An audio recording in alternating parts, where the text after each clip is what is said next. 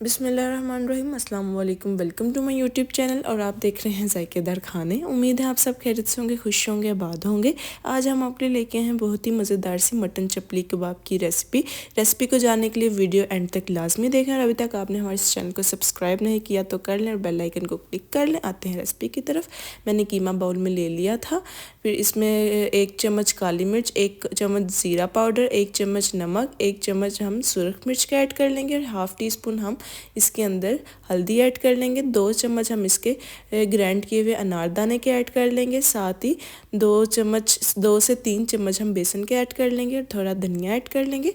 कीमे के अंदर लहसुन, अदरक और हरी मिर्च हमने दुकान से ही ग्राइंड करके कीमा मंगवाया था। इसको अच्छे से मिक्स कर लेंगे।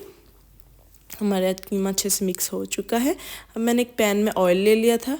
हम टिक्की के ऊपर टमाटर रख लेंगे स्लाइसेस ऐसे कट करके। फिर इसको जब हम फोल्ड करेंगे तो हमारा टमाटर जो होगा चपली कबाब के साथ हम चिपक जाएगा। इसके बाद हम इसको अच्छे से फ्राई कर लेंगे।